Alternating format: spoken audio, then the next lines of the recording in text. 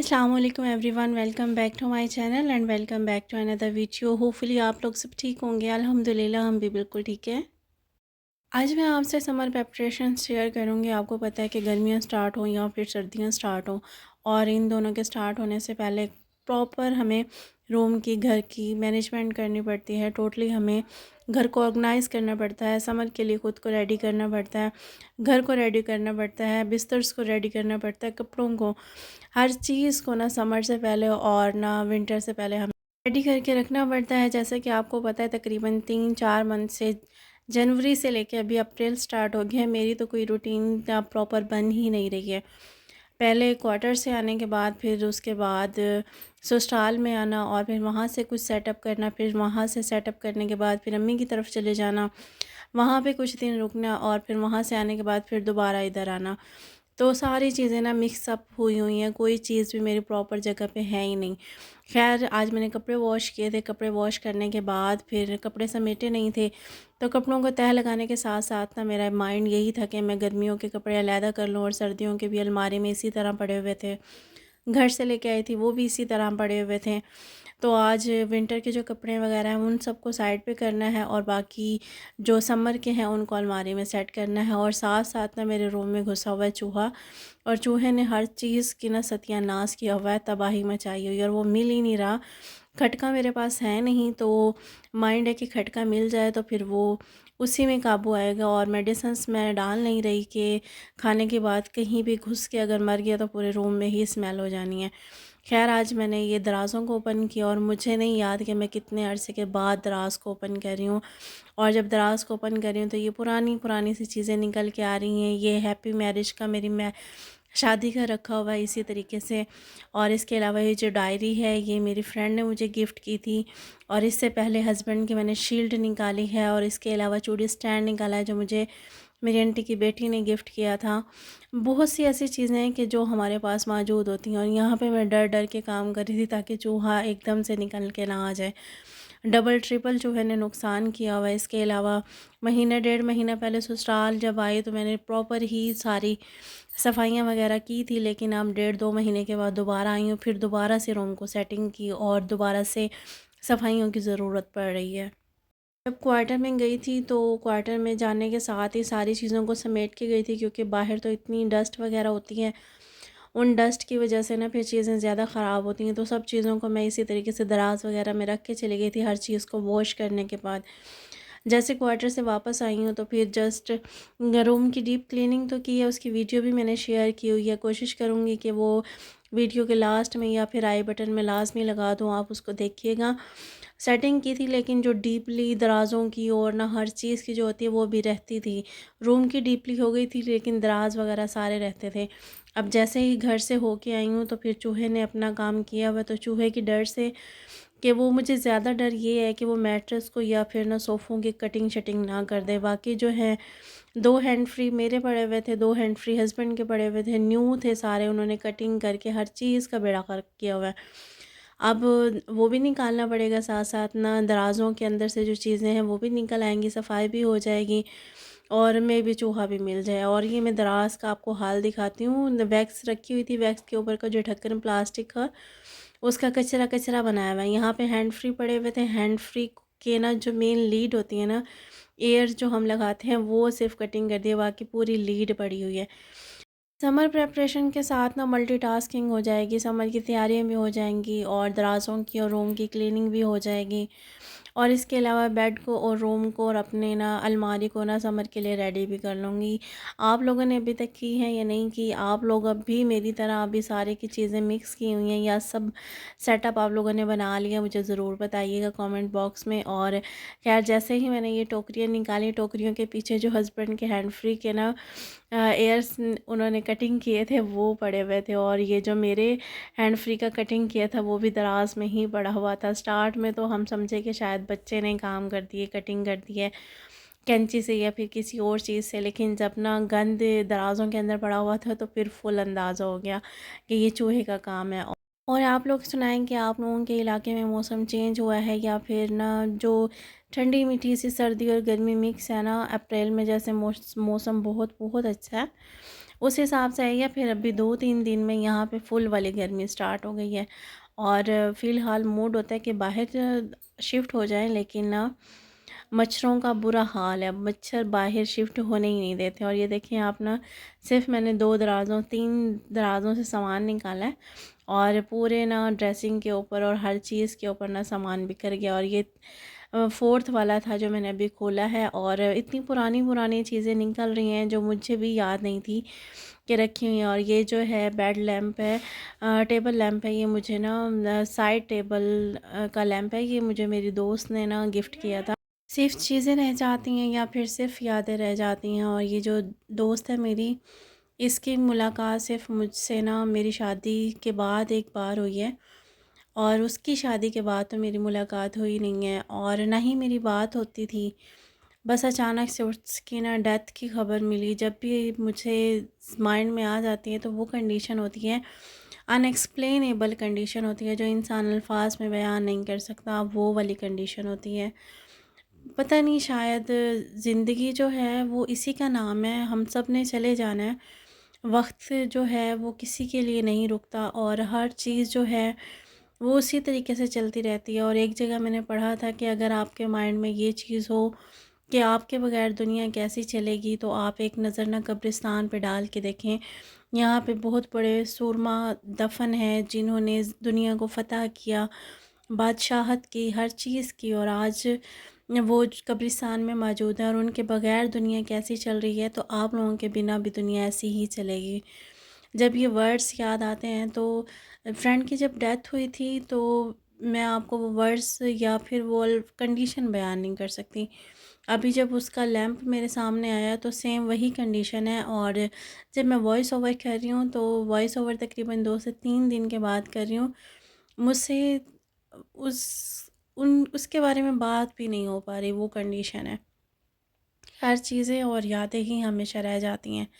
अल्लाह पाक उनकी मग़फ़िरत करे, जन्नत में आला मकाम अता करे और ना ढेरों-ढेरों दर्जात उनको दे। ख़ैर उसके बाद मैंने थोड़ा-सा ड्रेसिंग को आगे खींचा। ड्रेसिंग के पीछे से गन भी निकल आए और ड्रेसिंग के पीछे अगर कुछ है तो वो भी निकल आए।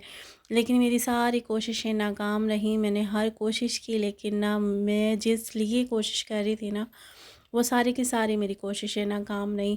और जो चूहा भाई साहब था वो अपनी मर्ज़ी से ही कहीं न कहीं घुसा हुआ था।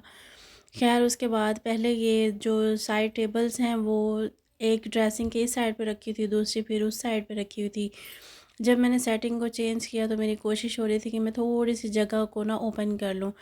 ख़ैर उसके बाद जब मैंने सारी चीज़ें दराज़ों से निकाल ली, फिर मैं अलमारी की तरफ आ गई थी और अलमारी के अंदर जितने भी कपड़े सर्दियों के रखे हुए हैं ना, उनको मैं बाहर निकाल लूँगी। और फिर उसके बाद ना मेरे पास ना कुछ बैग्स हैं जो मैंने ना उधर क्वार्टर में ही मंडी से लिए थे। बड़े मेरे हेल्प करते हैं वो। उनके अंदर बहुत सी चीज़ें ऑर्गेनाइज़ हो जाती हैं। और फिर उसके बाद जी, ये आप सोच रहे होंगे कि ये मेरा कौन-सा टाइम है फ्रूट खाने का। मेरा आज खाना खाने का मूड नहीं था और मुझे भूख बिल्कुल भी नहीं थी। और ये कटिंग जो था वो तकरीबन हुआ 5 बजे था। लेकिन मेरे लेज़ीपन की वजह से ना खाना ही नहीं हुआ। अभी जब काम करते-करते ना हस्बैंड ने मुझे ला के दिया कि इसको खा लो या ख़राब हो जाएगा। फिर उसके बाद मैं फिर बैठ के ना ये काम छोड़ के खाना स्टार्ट हो गई, क्योंकि आज मेरा खाने का बिल्कुल भी मूड नहीं था। और वाटरमेलन तो हमारे लिए कितना अच्छा है सबको ही पता है। ख़ैर उसके बाद जितने भी मेरे ना फंक्शंस वगैरह के कपड़े थे, जिसको मैंने ना बहुत ज़्यादा हैवी नहीं बनाया। आपकी बार जब भाई की शादी हुई थी तो छोटी सिस्टर के ज़िम्मे लगाया हुआ था उसने, यानी कि कपड़े इस तरह के मुझे लेके दिए हैं कि मैं इजीली अगर किसी के घर जाऊं या फिर जैसे कोई पार्टी वगैरह हो, बर्थडे पार्टी हो या फिर कोई मिलाद हो, तो मैं इजीली वेयर करके जा सकती हूँ। उसने मुझे इस तरह तरह के कपड़े मीन्स बना के दिए हैं। और उसके अलावा ये जो कपड़ों के बैग के जो ऑर्गेनाइज़र्स हैं ना, कपड़ों के जिसके अंदर कपड़े हमें बुटीक के मिलते हैं ना, वो मैंने सारे के सारे इसी तरीके से डाले हुए थे। मैं डालती ही नहीं थी, तह लगा के इसी तरीके से अलमारी में रख देती थी। ये जो शॉपर्स मेरे पास बहुत ज़्यादा थिक थे, या फिर जो मलमल की, या फिर ना बाकी जो मीन्स हमारे पास ना शॉपिंग बैग्स की तरह ये जो आए हुए हैं, अभी मैं आपको दिखा रही हूँ, ये मेरे पास मौजूद थे। अब की बार मैंने इनमें सब में ना वो कपड़े ऑर्गेनाइज़ करके रखने हैं जो मैंने कभी कभार फंक्शंस के लिए पहनने हैं। वो सारे के सारे मैंने शॉपर्स में और कपड़ों के जो बैग थे उनमें, और ये आइडिया मेरी सिस्टर का ही था। मैंने जब मैं उसके घर गई ना, तो उसने अपने सारे के सारे कपड़े ना इसी तरीके से कपड़ों के बैग में रखे हुए थे। और बुटीक के कपड़ों के साथ तो बहुत अच्छे ना उनके बैग मिल जाते हैं और वो जल्दी ख़राब भी नहीं होते। मेरे पास पड़े हुए थे लेकिन मैं कपड़े नहीं डालती थी, तो वो थोड़े कम पड़े, तो मैंने क्या किया, इसके अंदर से ना जो शॉपर्स मेरे पास थिक थे फ़िलहाल उसमें ऐड कर दिए, और बाकी जब आते जाएंगे तो फिर मैं उसके बाद कपड़े दोबारा से ना इनके अंदर ऑर्गेनाइज़ करती जाऊंगी। और खैर फिर सर्दियों के जो कपड़े थे वो सब मैं एक बैग में शिफ्ट कर रही थी। और ये बैग आप लोगों जो मेरे पहले से सब्सक्राइबर हैं, जो मेरे साथ स्टार्ट से जुड़े हुए हैं, जो क्वार्टर से मेरे साथ जुड़े हुए हैं, उनको पता है कि ये मैं बैग्स क्वार्टर में भी यूज़ करती थी। वहाँ पे हालांकि मेरे पास अलमारी नहीं थी, स्टोरेज की कोई जगह नहीं थी, तो ये बैग्स मेरे बहुत काम आते थे। और इसके अलावा ये जो दूसरा कपड़े का नीला बैग है, ये जो कपड़ों के साथ ही आते हैं, और ये भी मैं बड़े संभाल के रखती हूँ। मैं कोई चीज़ भी वेस्ट नहीं करती, संभालती हूँ बड़े शौक़ से और संभाल के रखती रहती हूँ।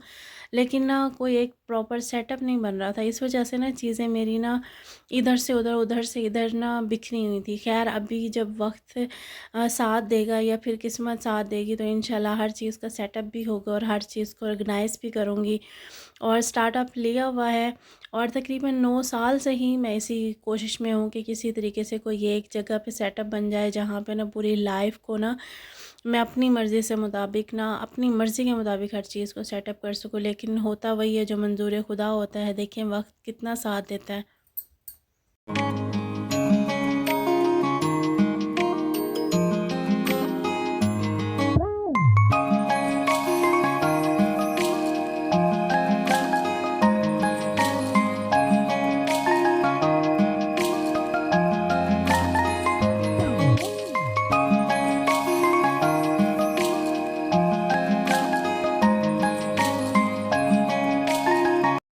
खैर सारे कपड़ों को अलहदा करने के बाद और उनको तह लगाने के बाद और ऑर्गेनाइज़ करने के बाद, सर्दियों के सारे कपड़े गर्म अलमारी से निकालने के बाद ना, मैं से गर्मियों के कपड़े शिफ्ट कर रही थी अलमारी में, और बाकी जो थे वो मैंने साइड पे कर लिए थे।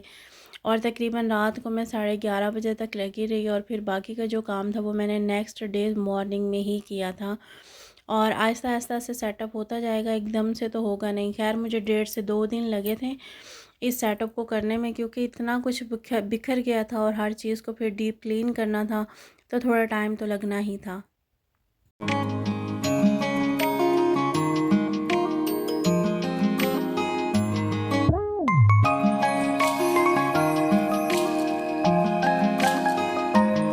खैर फिर ये नेक्स्ट डे था, और नेक्स्ट डे काम से फ़ारिग होने के बाद पहले मैंने इस तरीके से सेटिंग की, और दोनों साइड टेबल्स रखी हुई थी ड्रेसिंग के पास। लेकिन फिर उसके बाद जो सीटर था ड्रेसिंग का उसको मैंने निकाल के बाहर रखा हुआ था, और जो साइड टेबल से दोनों को ऊपर नीचे कर दिया था। और फ़िलहाल जो सामान था वो ड्रेसिंग का मैंने टेबल पे ही, उस पे साइड टेबल पे ही रख दिए थे, क्योंकि बच्चे आते हैं नंद के तो वो सबसे पहले शीट को ही खींचते हैं, तो सारा का सारा सामान नीचे पड़ा हुआ होता है।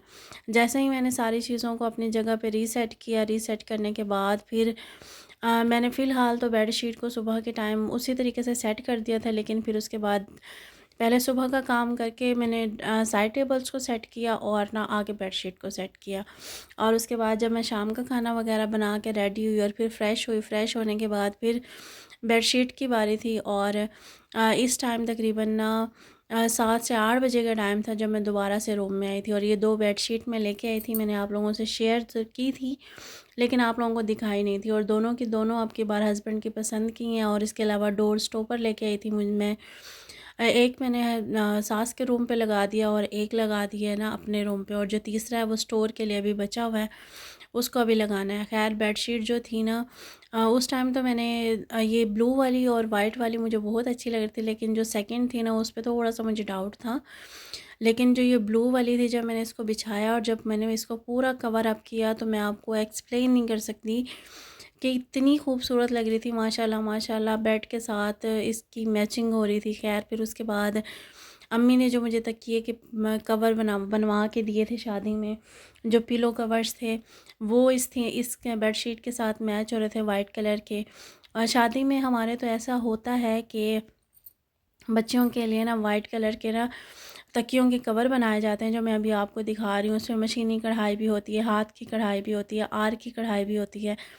और ये 4 तकिए मैंने निकाले हुए थे और 4 तकियों के अलावा और जो तकिए थे वो 3 नंदे ले गई थी, बिस्तर्स वो लेके गए थे। हमारे रिवाज है कि वो नंदे बिस्तर्स उठाती हैं और साथ में कपड़े वगैरह उठाती हैं, सामान वगैरह उठाती हैं। और तो जो उन्हें अच्छे लगे तो उन्होंने उठा लिए थे। बाकी जो मेरे पास ना बचे हुए थे उनमें से 4 मैंने निकाले हुए, 3 अलहदा से रखे हुए। लेकिन जो जितनी भी कढ़ाई वाले थे, मशीनी थे, हाथ की कढ़ाई के थे, आर के थे, सब मीन्स जोड़ा जोड़ा थे। लेकिन अभी मैंने जब अपनी बेटियों को देखा ही नहीं है तो मुझे पता ही नहीं है कि कौन सा जोड़ा है, कौन सा जोड़ा नहीं है। फ़िलहाल जो मेरे पास 4 तकियों के कवर थे ना, उनमें से सिर्फ 2 का जोड़ा था, 2 का पेयर था मेरे पास और जो 2 थे वो अलग-अलग डिज़ाइन में थे। लेकिन ये थे बहुत खूबसूरत और जब मैंने इस बेडशीट के साथ मैचिंग करके इसको लगाया तो मैं आपको बता ही नहीं सकती। इतने, इतने, इतने ज़्यादा खूबसूरत लग रहे थे। और आप को ये सब कैसे लगे मुझे ज़रूर बताइएगा। और जो चीज़ मायके की होती है, जो माँ के हाथों की बनी होती है, माँ-बाप की बनाई हुई होती हैं, जो जहेज़ दिया हुआ होता है ना, उसका तो कोई नेमुल बदल ही नहीं होता। ससुराल में लड़की जितना सामान बना ले और पूरी ज़िंदगी ही बनाती रहती है, लेकिन जो प्यार उसे अपने जहेज़ की चीज़ों से होता है, जो प्यार उसे माँ-बाप की दी हुई चीज़ों से होता है ना, वो लगन और वो प्यार उसे बाकी चीज़ों से नहीं होता। ख़ैर यहाँ पे बेडशीट मेरी लग चुकी थी, मैंने तकिए लगा लिए थे और तकिए लगाने के साथ तो फिर माइंड था कि चलें मैं ना थ्रो भी डाल लेती हूँ। और थ्रो के तौर पे मैंने कंबल डाला, अपना एसी कंबल, और अनफॉर्चुनेटली ये कंबल भी बेडशीट के साथ ना मैच हो गया। ऐसा लग रहा था कि बेडशीट और एसी कंबल तीनों को ना मैच करके लिया है, लेकिन ऐसा कोई भी चीज़ नहीं थी हमारे माइंड में जब हमने इसको परचेज़ किया। हर चीज़ ना बाय चांस ना मैचिंग के साथ हुई है और बहुत बहुत खूबसूरत लग रही थी।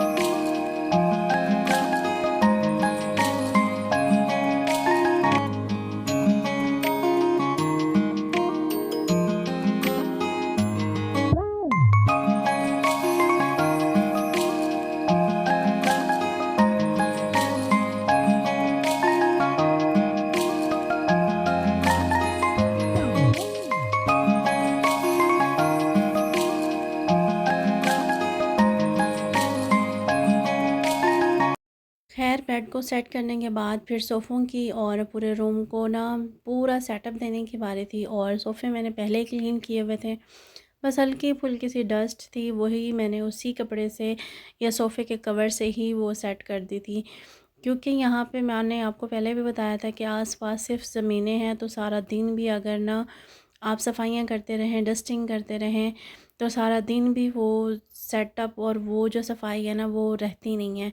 हर चीज़ पे डस्ट ही डस्ट होती है, जितना मर्ज़ी सफाई कर लो। हालांकि मेरा माइंड अभी यही हो रहा है कि मुझे अगर पॉलिश मिल जाए ना, या फिर हस्बैंड करा लें। कराने का तो ये है कि अब अभी नहीं करा सकते क्योंकि हर चीज़ में ना थोड़ा सा टाइम लगता है सेटअप होने में, और ख़ुद को सेट करने में ना थोड़ा सा न्यू जगह पे टाइम लगता है।